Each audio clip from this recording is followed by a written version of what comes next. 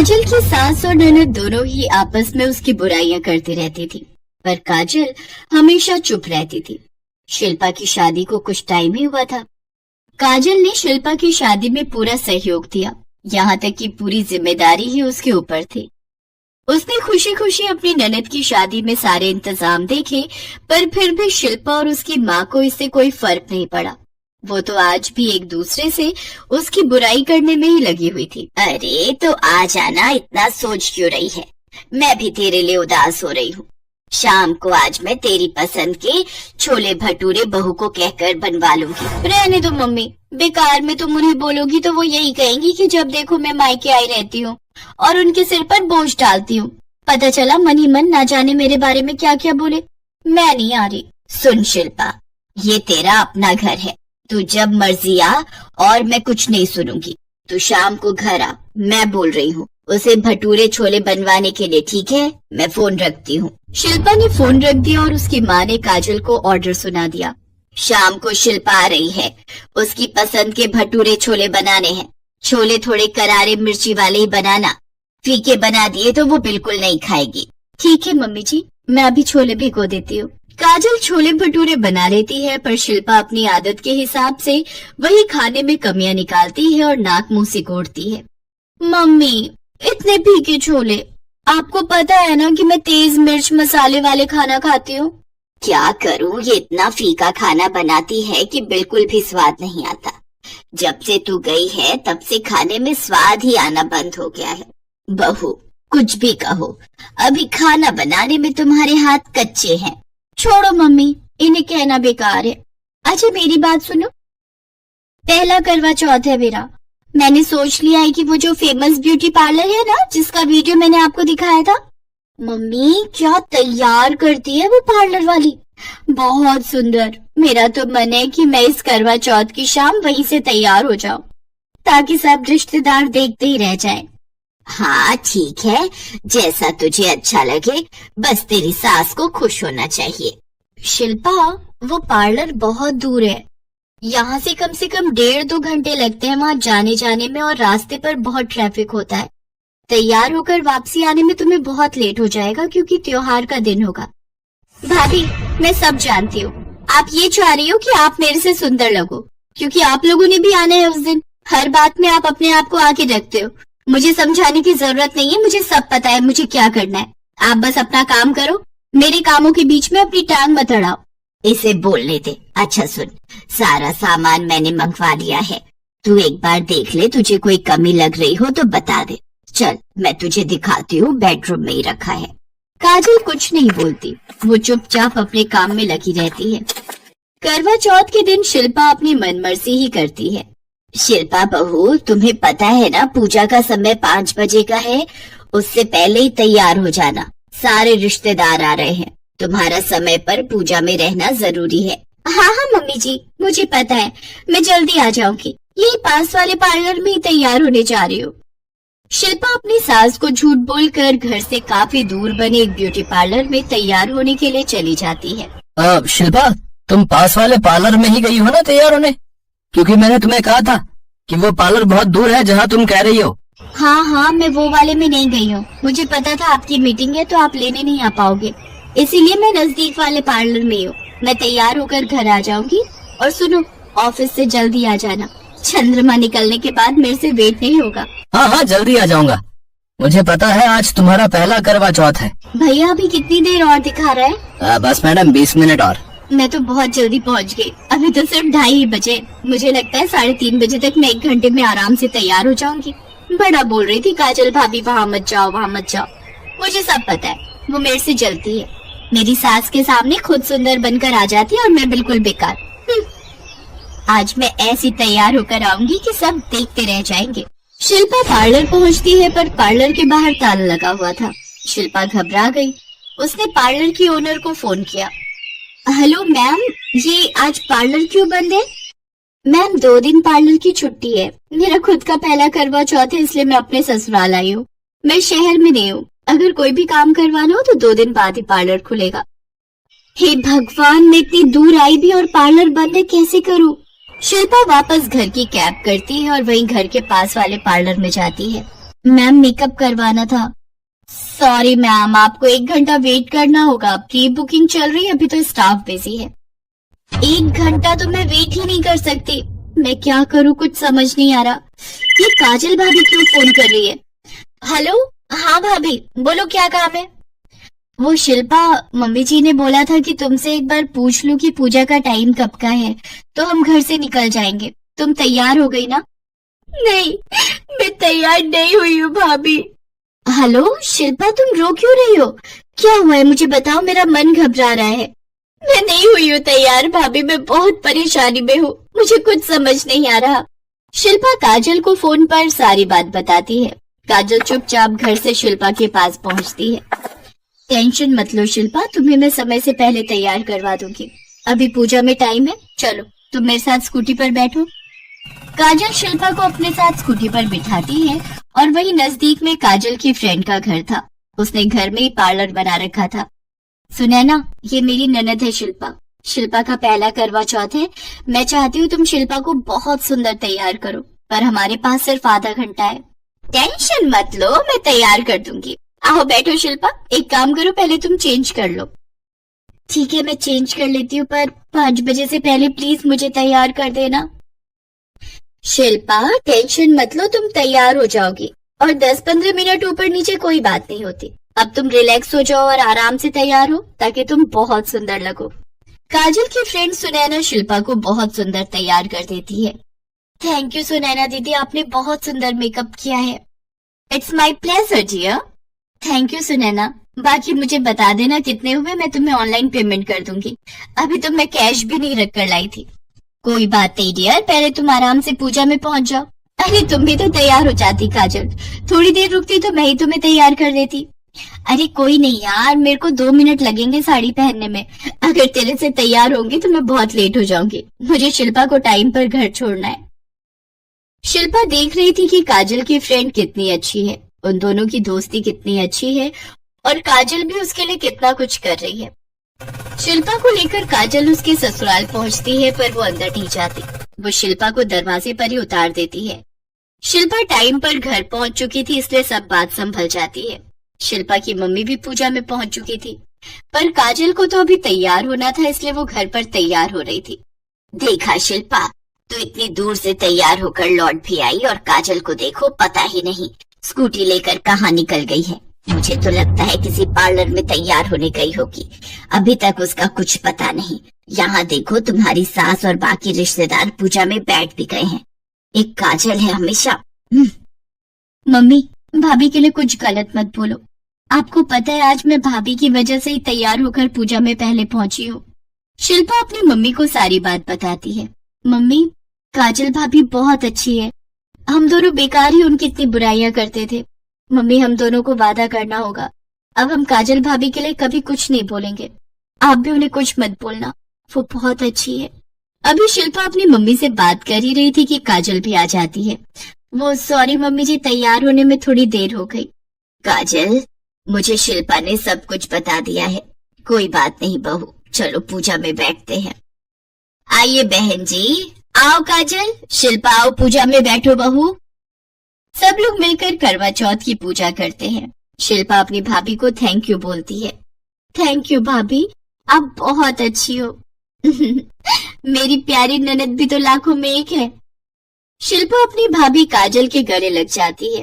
काजल भी अपनी ननद को प्यार से गले लगा लेती है। बाय रूपाली, अब तुम भी नाश्ता कर लो, सुबह से कुछ नहीं खाया तुमने। आप भी ऑफिस पहुंचकर मुझे फोन कर देना। गौरव ऑफिस निकल जाता है और रूपाली अंदर आ जाती है। रूपाली की शादी इसी साल हुई थी। अभी उसकी शादी को 8 महीने हुए थे, पर उसकी सास केतकी का स्वभाव बहुत ही खड़ूस था।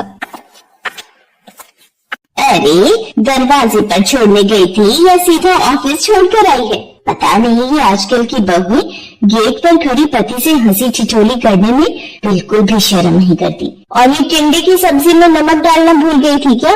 माँ जी, डॉक्टर ने आपको बीपी की वजह से कम नमक खाने के लिए बोला है, इसलिए आपकी सब्जी अलग निकाल ली थी। अरे, मुझे कुछ नहीं होने वाला इतनी जल्दी। एक काम कर, एक पेन और कॉपी लेकर आ जरा, तुझे कुछ लिखवाना है। अब लिखना शुरू कर।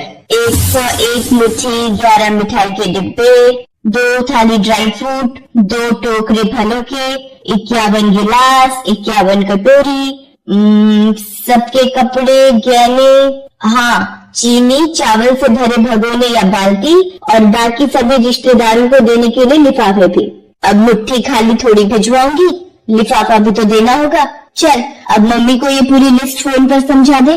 पहला करवा चौथ है और शादी के बाद तो पहला करवा चौथ पूरे रीति रिवाज से होना ही चाहिए। भाई हमने भी रिश्तेदारों को मुंह दिखाना है। केतकी, ये जो तुम कर रहे हो ठीक नहीं है।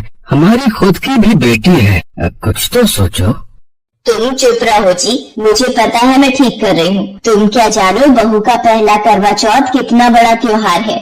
दीनदयाल को पता था केतकी अपने आगे किसी की नहीं चलने देती। रूपाली एक मध्यम वर्गीय परिवार की बेटी थी। उसके पिता एक शोरूम में नौकरी करते थे और भाई अभी 12वीं कक्षा में पढ़ रहा था। रूपाली को पता था उसके पिता पहले ही उसकी शादी के लिए कर्जा ले चुके हैं और अपने भाई के कॉलेज एडमिशन में भी उनके पैसे लगेंगे। उसे समझ नहीं आ रहा था कि वो क्या करे। शाम को जब गौरव ऑफिस से वापस आता है तो वो रूपाली को परेशान देखता है। क्या बात है रूपाली, तुम ठीक से खाना नहीं खा रही?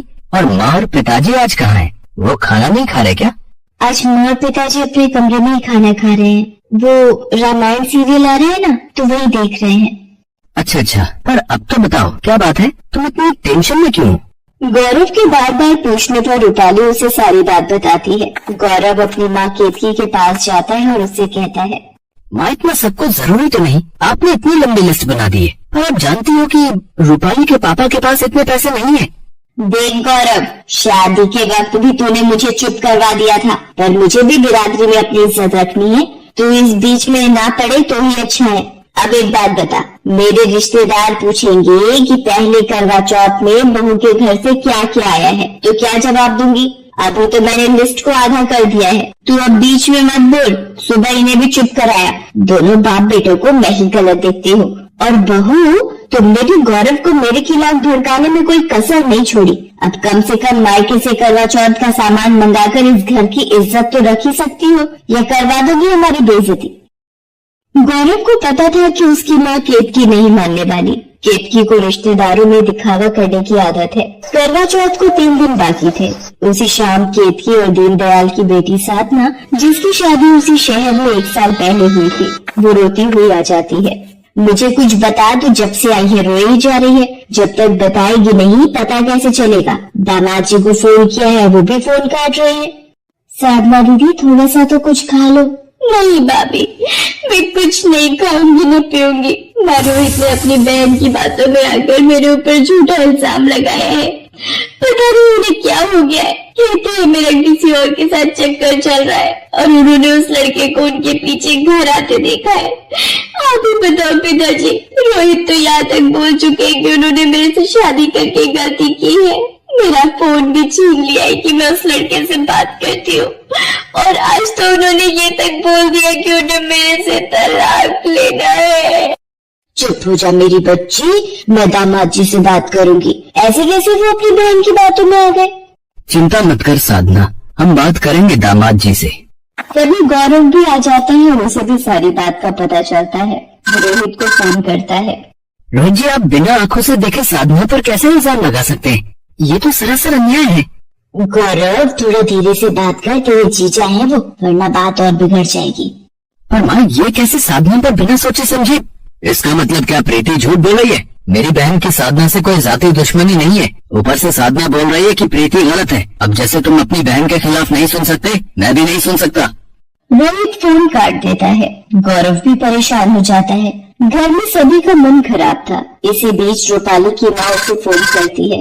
रूपाली, जैसा तूने मुझे बताया था वैसा मैंने कोशिश की है कि तेरी सास को बस पसंद आ जाए।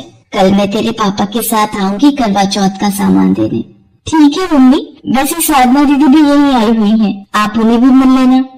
रूपाली ने अपनी मम्मी को करवा चौथ के सामान के लिए फोन कर दिया था, लेकिन साधना की परेशानी में केतकी का सारा ध्यान साधना में लग गया था। रूपाली केतकी से कहती है, माँ जी, सब्जियाँ और कुछ दालें खत्म हो रही हैं, मैं मार्केट से ले आती हूँ। पिताजी भी अपने दोस्त से मिलने गए हुए हैं, रात तक लौटेंगे। दीदी, आप चलोगी साथ? नहीं रूपाली, मेरा कहीं भी जाने का मन नहीं है, तुम ले आओ। रूपाली बाजार चली जाती है। ये तो साधना दीदी की ननद प्रीति दिखाई पड़ती है, पर इसके साथ ये लड़का कौन है? और ये दोनों तो ऐसा लग रहा है जैसे एक दूसरे को अच्छे से जानते हैं। मुझे ये सब रोहित जी को दिखाना होगा, पर कैसे? हाँ, एक आइडिया है। रूपाली प्रीति और उस लड़के की अपने मोबाइल में फोटोज खींच लेती है और सीधा रोहित के ऑफिस पहुंचती है। भाभी आप यहाँ? पर मुझे साधना से रिलेटेड कोई बात नहीं करनी। वो मुझे धोखा देकर किसी और से प्यार का चक्कर चला रही है। रोहित जी, पति पत्नी का रिश्ता एक अटूट विश्वास में बंधा होता है। विवाह के वक्त इसी विश्वास की नींव पर पति पत्नी अपने रिश्ते का घरौंदा बनाते हैं। वैसा ही एक घरौंदा आपने और साधना ने बनाया है। इसे टूटने से सिर्फ आप ही बचा सकते हैं। विश्वासघात साधना ने किया है भाभी, मैंने तो हमेशा उससे प्यार किया है। रोहित जी, कभी कभी जो हमें दिखाया जाता है वो सच नहीं होता, ये मानना भी जरूरी है। अब न जाने प्रीति ने ये झूठ दिखाने के लिए अपना कौन सा सच छुपाया है। ये देखिए रोहित जी, यही लड़का है ना जिसे उस दिन आपने अपने घर से बाहर आता देखा था। ये देखिए। रोहित जब प्रीति के साथ उस लड़के की फोटो देखता है तो उसे सारी बात समझ में आ जाती है और वो घर जाकर प्रीति से सारी सच्चाई उगलवाता है। प्रीति, तुमने अपने आप को बचाने के लिए अपनी भाभी को फंसाया। तो मुझे एक बार उस लड़के के बारे में बता देती, क्या मैं मना कर देता? अगर लड़का अच्छा है तो मैं खुद तुम्हारे लिए उससे बात करता। माँ बाबूजी के जाने के बाद तुम्हारी जिम्मेदारी संभालना मेरा फर्ज है, पर तुमने ये गलत किया। प्रीति, मैं तुम्हें कभी माफ नहीं करूँगा। भैया मुझे माफ कर दो, मैं डर गई थी कि कहीं आप वैभव को देखकर गुस्सा ना हो जाओ, इसलिए उस वक्त मुझे जो ठीक लगा मैंने किया। मैंने साधना भाभी से भी माफी मांगी। भैया प्लीज मुझे उनके पास ले चलिए। रोहित साधना से माफी मांगता है और प्रीति भी अपनी गलती के लिए साधना से माफी मांगती है। साधना, आज अगर रूपाली भाभी ना होती तो शायद इस सच से पर्दा कभी नहीं उठता। उन्होंने ही मुझे आज इस सच के बारे में बताया। प्रीति ने जो भी बचपने में आकर गलती की है ये बहुत बड़ी है, फिर भी मैं चाहता हूँ कि तुम इसके लिए मुझे और प्रीति को माफ कर दो। रूपाली भाभी, आपने मेरा घर खराब होने से बचा लिया। आज आपकी वजह से ही मेरी शादीशुदा जिंदगी बिखरने से बच गई। साधना दीदी, ये तो मेरा फर्ज था। अब आप रोना बंद कीजिए। कल करवा चौथ है, हम सब मिलकर इस व्रत को खुशी खुशी रखेंगे। अगले दिन करवा चौथ का व्रत होता है और रूपाली के मायके से उसके माता पिता करवा चौथ देने के लिए आते हैं। आपकी बेटी रूपाली हमारे घर की बहू है, ये हमारा सौभाग्य है। मैं शगुन की मट्ठी और मिठाई जरूर रखूंगी, पर ये गहने और रुपए ये सब तो मेरी जिद थी। मुझे ये सब कुछ नहीं चाहिए। हमें रूपाली के रूप में हीरा मिल गया जो अनमोल है। केतकी का बदला व्यवहार देखकर गौरव और रूपाली उसके तले लग जाते हैं और फिर रूपाली के मम्मी पापा खुशी खुशी घर लौट जाते हैं। केतकी, आज तुम्हारा ये व्यवहार देखकर मैं बहुत खुश हूँ। इसके बाद केतकी, रूपाली और साधना तीनों मिलकर कथा करती हैं और रात में शाम को अर्घ्य देकर अपना व्रत खोलती हैं। उस दिन सास बहू का करवा चौथ व्रत उनके रिश्ते में प्यार भर देता है।